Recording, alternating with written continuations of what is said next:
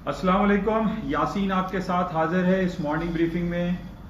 आज जुमेरात का दिन और डेट है आज 22 अक्टूबर। इस आखिरी क्वार्टर के आखिरी दिन चल रहे हैं, यानी इस महीने का आखिरी दिन चल रहे हैं। 22 तारीख आज हो चुकी है, एक हफ्ता रह गया और उसके बाद हमारे पास आएगा 3 नवंबर का दिन, जो कि पूरी दुनिया की नज़रें इस 3 नवंबर के इंतखाबात पे लगी हुई हैं। अब देखना यही है कि डोनाल्ड ट्रंप साहब जीतते हैं या जो बाइडेन साहब। जो हमारे पास डिफरेंट रिपोर्ट्स और पोलिंग्स आ रही हैं उसमें यह कहा जा रहा है कि ट्रंप साहब हार जाएंगे। एक हिस्टोरियन जो कि बैक इन 1984 से ये बयान देते चले आ रहे हैं कि जनाब फला प्रेसिडेंट जीतेगा तो वही जीतेगा, वो नॉमिनेशन जिसकी हुई भी होती है या जो कैंडिडेट होता है वही जीतता है। तो बहरहाल अब ये हमें देखना है, जैसे उन्होंने ये उस हिस्टोरियन ने ये कहा है कि इस दफा के इंतखाबात में ट्रंप साहब हार जाएंगे। देखते हैं कि क्या होता है, लेकिन बड़ा कशमकश का आलम है। और जैसा कल भी मैंने आपसे ये बयान किया था कि जो मुआशी पैकेज के हवाले से जो सिलसिला पिछले 15-20 दिनों से चल रहा है और ये कहा जा रहा है कि जनाब ये सेकंड और थर्ड जो इकोनॉमिक स्टिमुलस पैकेज है ये देना है, आवाम की हालात काफ़ी बदतर हैं, वहाँ पे कई जगहों पे लॉकडाउन है, शटडाउन है, कोरोना वायरस पैंडेमिक की वजह से लोगों का मुआशी पहिया चल नहीं रहा है, जिसकी वजह से ये कहा जा रहा है कि जनाब ये एक इकोनॉमिक स्टिमुलस पैकेज जो कि तकरीबन 1.5-1.6 ट्रिलियन ऑफ डॉलर का है वो आम आवाम को दे दिया जाएगा। पिछले दिनों हमारे पास ये खबर आई कि जनाब कोई स्टिमुलस पैकेज नहीं दिया जाएगा। जब इस खबर पर हमने देखा कि पूरी दुनिया के और खासतौर पे अमेरिका के जो स्ट्रीमलाइन स्टॉक इंडेक्स हैं यानी S&P, डाउ जोन्स और नेस्डैक, ये डाउनफॉल का शिकार हो गए। 200, 300, 400 पॉइंट मार्केटें गिर गई सिर्फ इस बयान पे कि जनाब कोई मुआशी पैकेज की मंजूरी अब नहीं होगी बिफोर 3 नवंबर। फिर पलटा खाया और फिर हमें खबर आने लगी कि जनाब स्टिमुलस पैकेज दिया जाएगा और उस पर मार्केट दोबारा ऊपर की तरफ आ गई। अब इस बात के कवी इम्कानात हमें दिखाई दे रहे हैं कि जनाब ये एक इलेक्शन स्टंट के तौर पर इसको इस्तेमाल किया जा रहा है और दोनों जमातें यानी रिपब्लिकन और डेमोक्रेट इसको पॉलिटिकल यूज कर रही हैं, पॉलिटिसाइज कर रही हैं या उसको इलेक्शन के लिए इस्तेमाल करने की कोशिश कर रही हैं।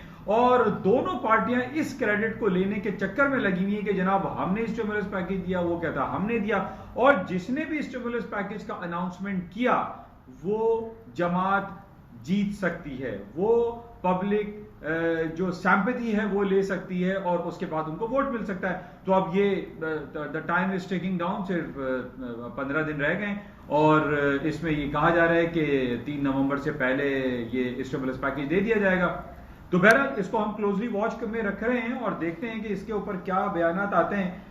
अच्छा, इसके अलावा स्टिमुलस पैकेज जहां पर हम अमेरिका की बात कर रहे हैं, दूसरी तरफ हम देखते हैं कि यूरोपियन यूनियन में भी इस मुआशी पैकेज के हवाले से बहुत सारी बातें होती रहती हैं और वो इस पे काम भी कर रहे हैं। पिछले 3-4 महीने पहले भी हमने देखा था यूरोपियन यूनियन ब्रसल्स में जो इनका हेड क्वार्टर है वहां से भी हमने ये different stimulus package billions of dollar के उन्होंने ऐलान किया था और लोगों को दिया भी, उससे लोगों को रिलीफ भी मिला। अब इनका जो सिलसिला है यूरोपियन यूनियन वालों का, वो स्टिमुलस पैकेज नहीं दे रहे बल्कि वो डिफरेंट स्टाइल में वो बॉन्ड इशू किए हैं। कल की हमारे पास खबर है कि 20 बिलियंस ऑफ डॉलर के सोशल बॉन्ड इशू किए हैं। देखिए ये भी पॉजिटिव है।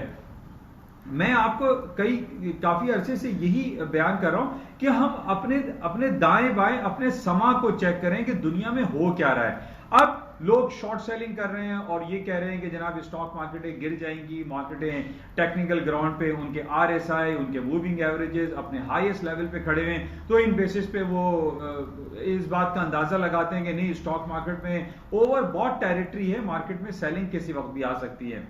लेकिन अब सवाल यहां ये पैदा होता है कि तकरीबन 100% मार्केटें हायर साइड पे जा चुकी हैं, यानी वो S&P का रेट जो कि 1500 और 1700 चलता था आज 3500 3400 पे चल रहा है। तकरीबन 100% 15 और 1600 से मोर देन 100% मार्केटें ऊपर की तरफ आ चुकी हैं। एट व्हाट एक्सटेंट, कहां तक मार्केटें ऊपर आएंगी?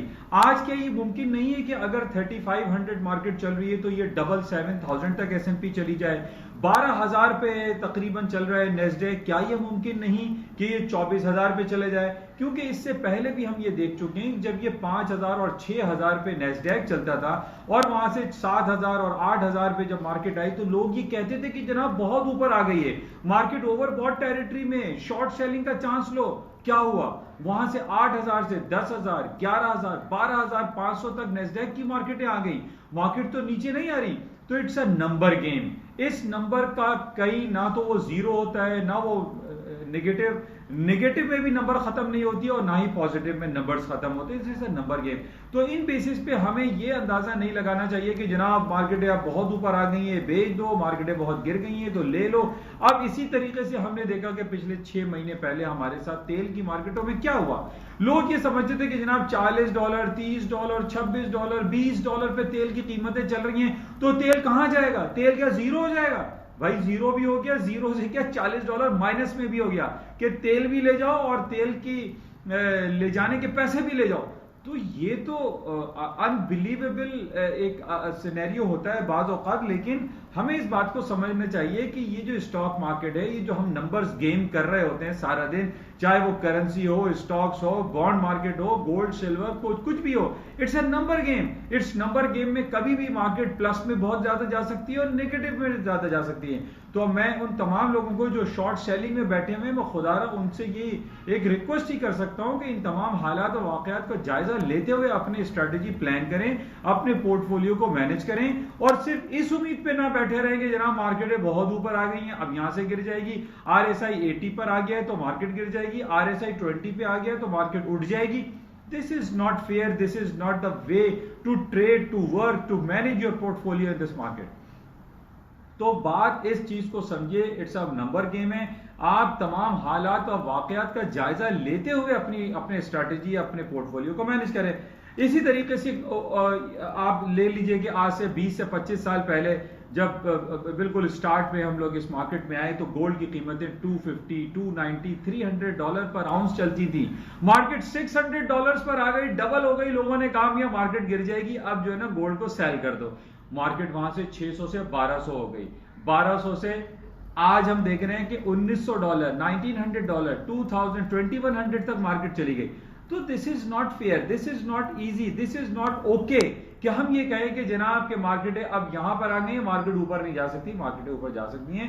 तो इन तमाम वाकयात को आप मलूज़े खातिर रखते हुए अपने पोर्टफोलियो को मैनेज करें। ये कहना कि जनाब मार्केटें अब बहुत ऊपर आ गई हैं, गिर जाएंगे, दिस इज नॉट ओके। अच्छा, इसी के साथ ही कल हमारे पास एक बड़ी इंपॉर्टेंट खबर जो कि कल मैंने आपके साथ शेयर की थी कि गूगल दुनिया की जो 5 बड़ी जायंट कंपनीज हैं, अल्फाबेट, गूगल, उसके ऊपर अमेरिका की अदालतों में एंटी ट्रस्ट बिल जो है वो नोटिस हुआ है या उसका केस चलेगा और उस पर यह कहा जा रहा है कि ये भरपूर अंदाज में पूरी दुनिया के जो इश्तिहारात हैं, पूरी दुनिया की जो सर्च इंजन का सिलसिला है उसको गैदर कर रहा है, उसके ऊपर कंट्रोल कर रहा है, उस पर मोनोपलाइज, उसकी अपनी मोनोपली है। तो इसके अलावा हवाले से हम देखेंगे कि गूगल की जो कोर्ट में हियरिंग का सिलसिला है उसके क्या आउटकम्स आते हैं और उस पर मार्केट उसको किस तरीके से लेती है। गूगल पे नजर रखना इसलिए जरूरी है क्योंकि ये दुनिया की one of the biggest largest company है और इसके आउटकम पे मार्केट में बहुत कुछ हो सकता है। तो बहरहाल इसको क्लोजली देखेंगे। अच्छा, इसके साथ ही कल पाकिस्तान में बहुत ज्यादा लोगों की नजरें लगी हुई थी। FATF का इजलास शुरू हो गया पेरिस में, आज उस इजलास का दूसरा दिन है। कल इसके आउटकम आ जाएंगे, रिजल्ट्स आ जाएंगे और जो इंडिकेशंस अभी हमारे पास आए हैं, फाइनेंशियल एक्शन टास्क फोर्स की कमेटी का जो इजलास हो रहा है उसमें यह कहा जा रहा है कि आइंदा 6 महीने यानी नेक्स्ट ईयर का जो 6 महीने होंगे, जून के बाद पाकिस्तान को ग्रे लिस्ट से हटाया जाएगा। ये 6 महीने मजीद हो सकता है, अभी कंफर्म रिपोर्ट नहीं है, कल इसकी कंप्लीट रिपोर्ट आ जाएगी। तो लेकिन हमारा सवाल यही है कि पाकिस्तान ने बड़ी कोशिशें की हैं। अभी पिछले दिनों पाकिस्तान ने एंटी मनी लॉन्ड्रिंग और टेरर फाइनेंसिंग का बिल भी पास करा लिया है ज्वाइंट सेशन पे। तो अब हमें इतना इंतजार FATF वालों से हमारी इल्तिजा है कि हमें अब इतना इंतजार ना कराएं और हमें मुस्तकिल ग्रे लिस्ट में रखा जा रहा है और ये कहा जाता है कि हम 3 महीने, 4 महीने, 6 महीने तक आपको मजीद प्रोबेशन पे रखेंगे, चेक में रखेंगे। तो एट व्हाट एक्सटेंट, कब तक चेक में रखेंगे? आपकी जितनी भी बातें हैं उसको पाकिस्तान मान तो रहा है। अभी एशिया पैसिफिक वालों ने भी हमें अच्छी लफ्जों में याद किया है और कहा है कि पाकिस्तान जो है अच्छा परफॉर्म कर रहा है। तो इस हवाले से हमारी ये इस्तदा है कि फाइनेंशियल एक्शन टास्क फोर्स से पाकिस्तान का जल्द नाम निकल जाना चाहिए। अच्छा, इसके अलावा जो गोल्ड की मार्केट है वो आपके सामने है। कल भी मैंने आपसे कहा था कि 1920 से मार्केट अगर ऊपर रहती है तो ऊपर है, नीचे है तो नीचे है, लेकिन ओवरऑल जो सिनेरियो है गोल्ड की मार्केट का, मार्केट है ऊपर की तरफ है, गोल्ड ऊपर रहेगा। गोल्ड के ऊपर जाने की वजह मैं डेली आपसे बताता हूं कि पूरी दुनिया में जो इंटरेस्ट रेट है, जो शरह सूद है, वो जीरो पे है, नेगेटिव टेरिटरी में चल रहा है। तो हाउ इट इज पॉसिबल कि गोल्ड की कीमतें नीचे आ जाएंगी? आपको काम करना है, ट्रेड करना है, आप बाय करके चांस लें, सेलिंग से चांस नहीं लीजिए। तो बहरहाल गोल्ड की कीमतों में स्टिल पोटेंशियल मौजूद है और मार्केटें ऊपर की तरफ जा सकती हैं। इसी तरीके से वाइस जो इसके पैरेलल है आपकी सिल्वर की मार्केट, सिल्वर में भी तेजी ही करके काम करना चाहिए।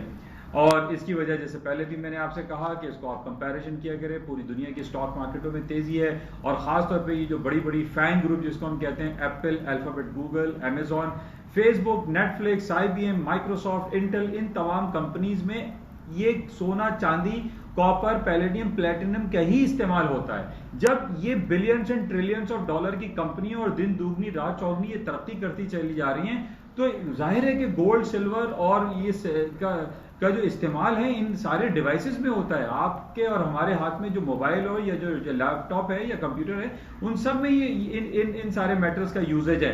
तो इस वजह से भी मैं आपको ये ऑन द फंडामेंटल ग्राउंड ये बताता रहता हूँ। और अदर साइड में जो हम ये देखते हैं कि जो जियो पॉलिटिकल सिचुएशन खराब हो रही है मार्केट में, उस बेसिस पे भी हम ये देख रहे हैं कि गोल्ड सिल्वर की मार्केटों में हायर नोट्स देखा जा रहा है। तो बहरहाल इसको आप चेक में रखें और इसको रियलाइज करें कि why these all metal market are going upside. अच्छा, इसके साथ ही जो ऑयल की मार्केट के हवाले से जो तज्जिया डेली बेसिस पे आपके साथ किया जाता है, उसमें मैं आपको यही बताने की कोशिश कर रहा हूं कि ऑयल की मार्केटें उस वक्त तक ऊपर नहीं जाएंगी जब तक सऊदी अरब इसराइल को एक्सेप्ट नहीं कर लेता। कल भी हमारे पास डिफरेंट रिपोर्ट्स थी, API की रिपोर्ट आई, ऑयल इन्वेंट्री की रिपोर्ट आई। उन तमाम रिपोर्ट्स में हमने यही देखा कि इन्वेंट्रीज जो है बेतहाशा इजाफा हो गया है और उसके बेसिस पे देखा हमने 38 और 39 डॉलर पर ऑयल की मार्केटें नीचे की तरफ आ गई।